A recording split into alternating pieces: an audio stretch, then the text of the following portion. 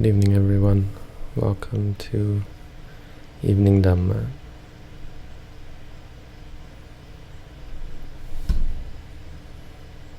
Tonight we're looking at the Sabbasava Sutta, Majjhima Nikaya number 2. We're looking at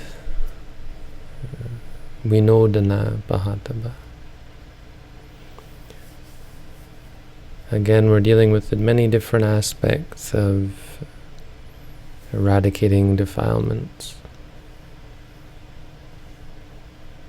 And again, by defilements, we mean it in a very technical sense, a defilement that makes something impure. And in the case of the mind, it's that which leads to stress and suffering. Those aspects of the mind that are of no use to us and are in fact to our detriment. They sully the mind, they taint the mind. They're what cause us to get caught up in addiction and aversion and stress and suffering.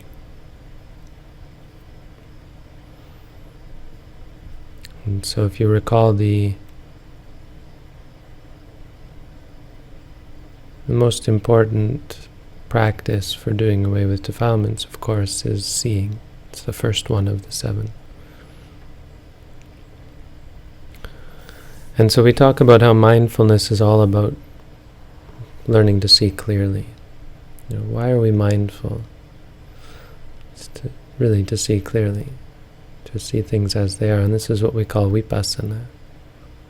When you're mindful, you start to learn and understand yourself, but there's actually 2 aspects to the practice that really go hand in hand and are equally important.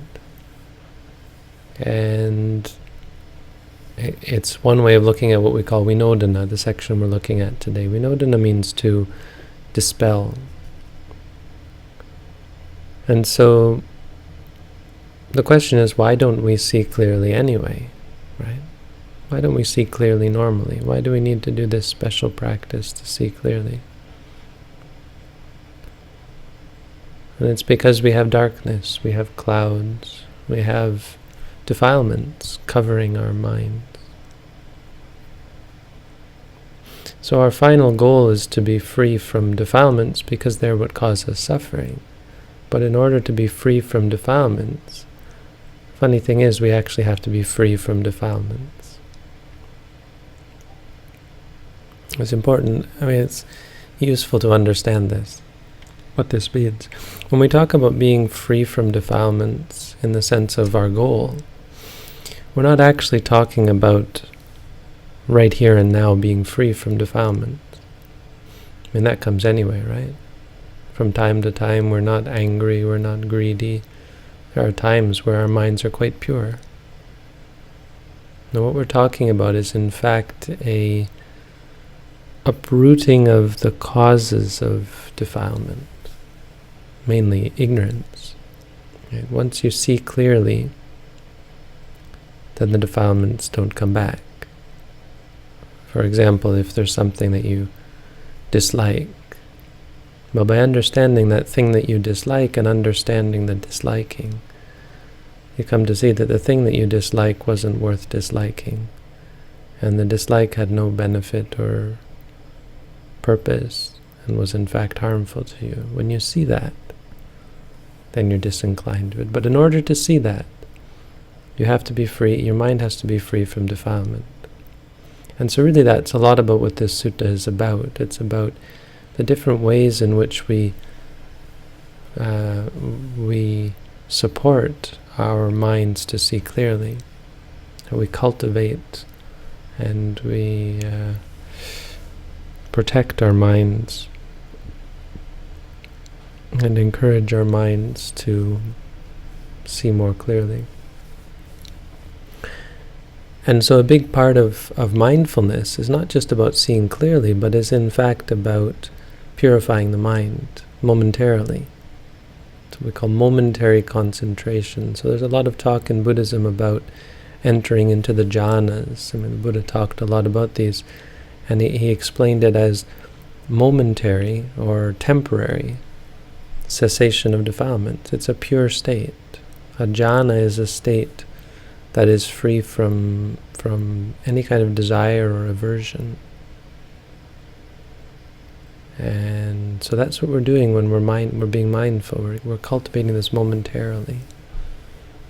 And this is what allows us to see clearly. Mindfulness is in fact a form of abandoning unwholesome mind states. So for example, when you see something and normally that seeing you see a plate of food, and normally that would lead to a craving for the food or a desire for the food. When you say to yourself, seeing, you abandon that. You dispel that. When you want something and you say to yourself, wanting, you dispel the wanting.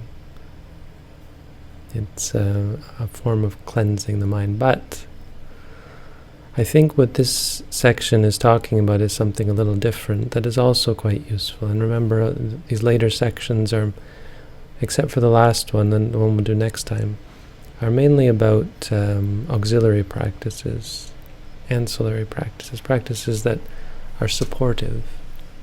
And so with Vinodana here, we're talking more about, and the commentary reaffirms this, we're talking about intellectually or reflexively reflecting on your experiences and making a determined effort to abandon. Right? When you're meditating, it's easy to say be mindful, but there's a lot of things that are quite strong and just tear you away from the practice. Maybe you get caught up in the past or the future. It's very common, right? You start obsessing over something you did or something that happened to you in the past, grieving about the past, or hating yourself, angry at yourself because of the past, that kind of thing, feeling guilty about the past, or worried about the future, worry, fear, ambition about the future. You can make plans, a 10-year plan while you're sitting in meditation, or maybe even just daydreams, thinking up stories, telling yourself stories or fantasies in your mind. And these things are pernicious or are stubborn. And so Vinodana is this sort of thing. It's dealing with this and saying to yourself, look, this is useless. This is not to my benefit. These things are a cause for stress and they're distracting me from my practice. There are three kinds of thoughts that we have to do this with. So the Pali says, Ida bhikkhu patisankhayoniso, we're reflecting wisely, upanang kamavitakang, an arisen thought of relating to sensuality. Nadhiva seti pajahati vinodeti, bayanti karoti anabhavang kameti. It's nice to read all that. It's actually, the commentary does a really good job explaining all these synonyms, really. They're all saying the same thing over and over again. Nadivaseti.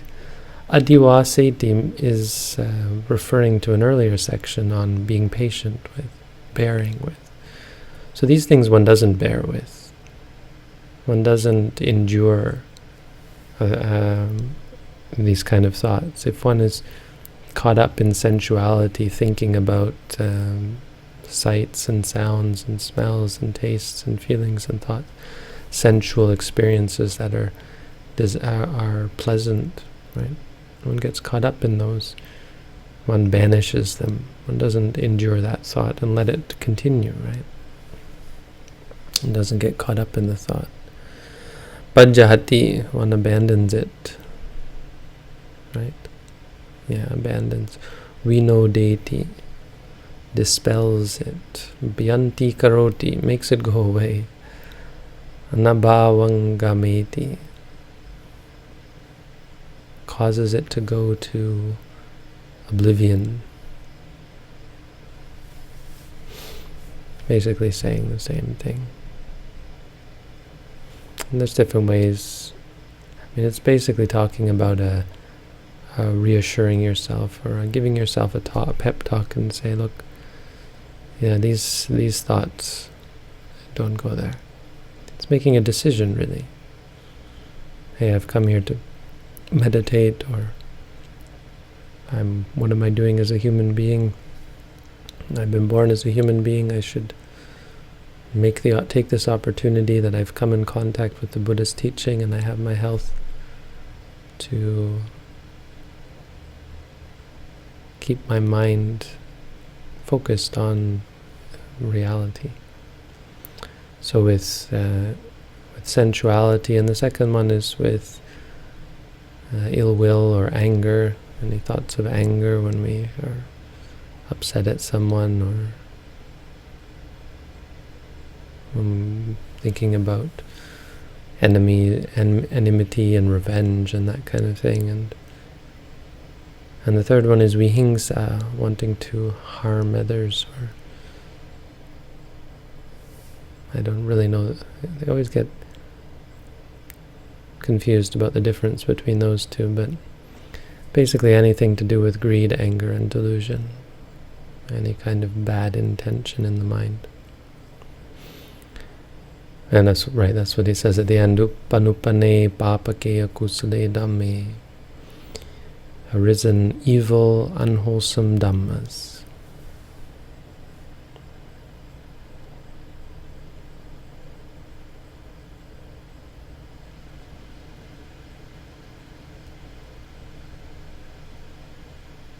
Evil, unwholesome dhammas. I mean, they don't sound all that bad, the things I've been talking about. For most people, I often get comments, people say, I don't understand what's so wrong with this entertainment and this, thinking and remembering and planning and so on. What's so wrong with it? We have to remember what we're talking about here. This practice may not appeal to everyone. I mean, it certainly doesn't appeal to everyone. It's not. I mean, it does make a claim to be the best course of action for everyone, but certainly many people will not see that and will not be interested in it in that way. But what we're talking about here is the purification of the mind. We are talking about uprooting in the sense of it never coming back again. Things like addiction, aversion, any kind of anger, frustration, they never come back. That's what we're aiming for. Any kind of lust, passion, ambition, suffering, any kind of suffering. There will be no more suffering in the mind. I mean, it's really something quite lofty, profound, lofty anyway. It's a lofty goal, and it might not be to everyone's taste. And I think it's important to align those two. If you don't see the problem with fantasizing or getting caught up in thoughts of anger or revenge or so on, well, then maybe it's because you're not really interested. You're not interested in the goal of Buddhism. I mean, what we're talking about is not becoming a normal human being. This isn't just something that's meant to take you out of extreme states of suffering and allow you to live your life normally. This is about becoming a noble individual. It's really taking you out of ordinary humanity, the ups and the downs of life. It's rising above the roller coasters of pleasure and pain, or not pleasure and pain, but being pleased and displeased, right? Being happy and unhappy. There'll be no more happy and unhappy. No, just be happy, really. I mean, not in the sense that we know it, but there will be always happiness in the sense of freedom from suffering, in the sense of peace in the mind. We're aiming for this peace, for this most sublime state. So for this section, what we're dealing with here is this making a decision. What am I here for? And a decision that these states are a waste of time. And pulling yourself back to the present moment, and then of course dealing with them mindfully. Right? A thought is just a thought. And of course, in a deep sense, there's no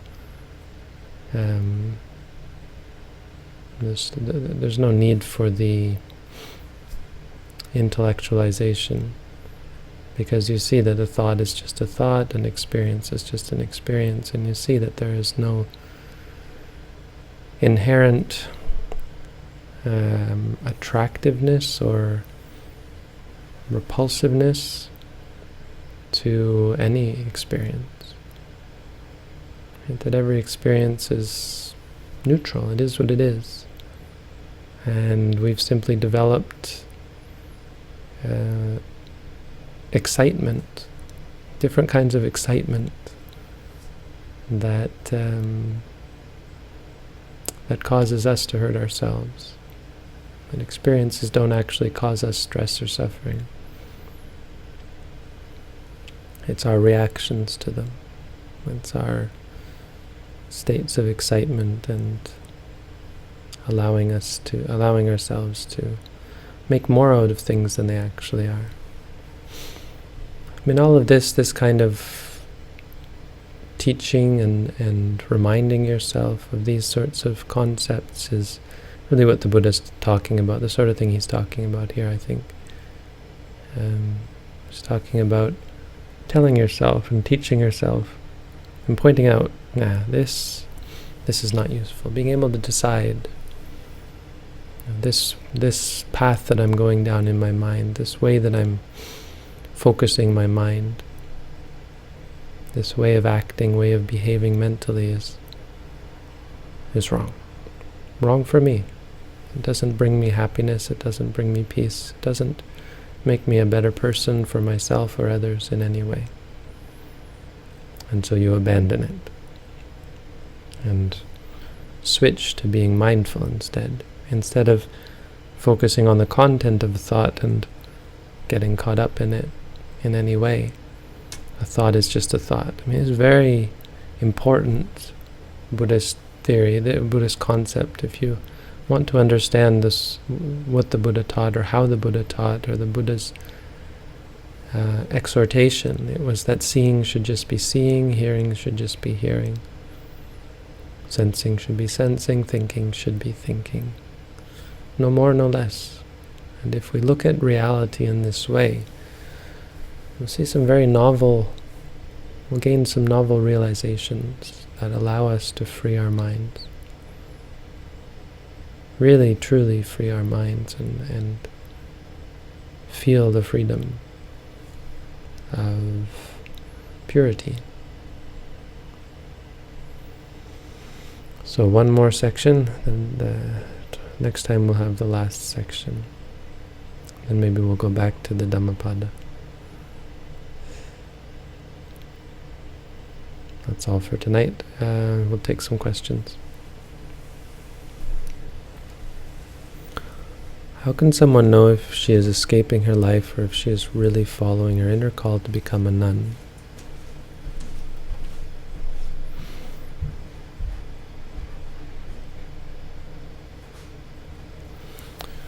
Okay, but without reading the long paragraph that you wrote, I mean, it's interesting to read.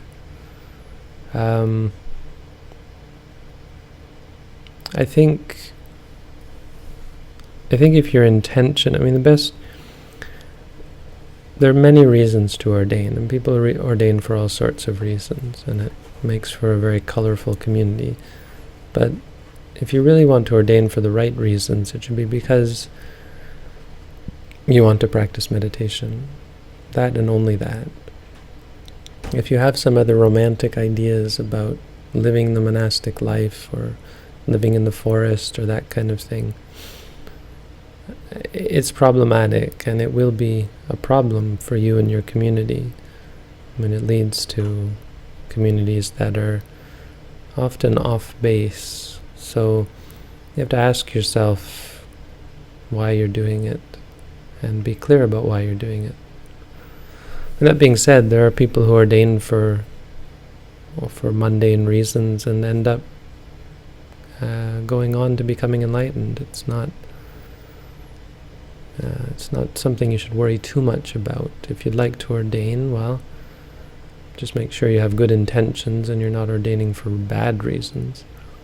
And really, it's a good thing to do if you can find a place. Big problem is nowadays, in modern times, it's not easy to find a great place to ordain. Of course, it's not easy to get to one of the good places that do exist. When noting anger, the thoughts and burning sensations get more vivid. This raises fear. Would sati protect us in this situation? Yeah, I mean, you'd note the fear.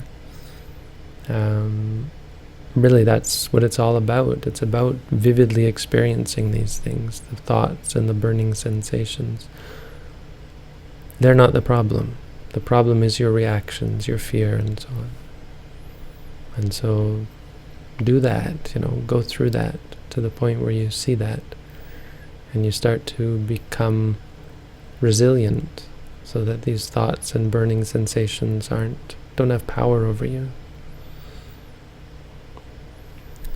I'm trying to sit in full lotus position. I'm asking because I learn more if my practice is challenging, but is it relevant to have this kind of goal? Okay, you learn more if your practice is challenging. This isn't really, I think, a great attitude because, it's understandable, but it's another one of these. I would caution that this is probably another one of these. Let's make it quicker kind of states. Let's do something. Find a trick to improve my practice.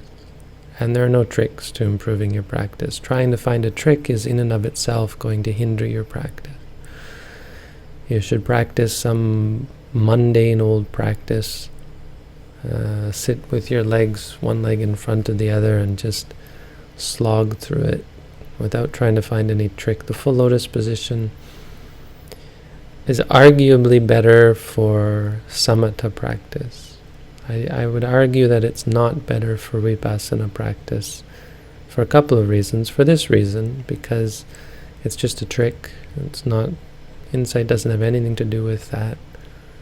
And because since you don't have these deep, powerful states of concentration, it's going to aggravate. It potentially causes aggravation in your joints. And if you're in the full lotus, that's not to say you shouldn't. If you want to sit in the full lotus, I'm not going to tell you no, that's bad, but I would caution against it generally, especially if it's just because you want to challenge yourself. Challenge yourself by not challenging yourself.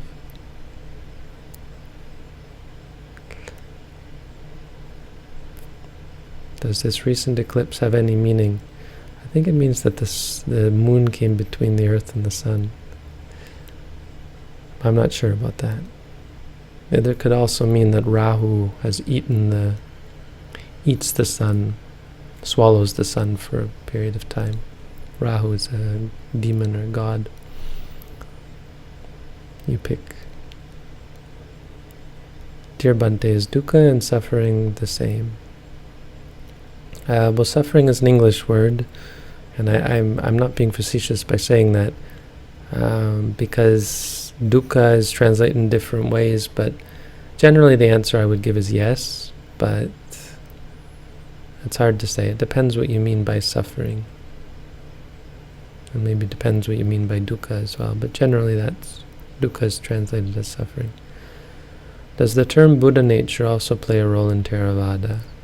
Not really. Not really. In my opinion, I don't think it does. So that's all the questions. Thank you all for tuning in. Have a good night.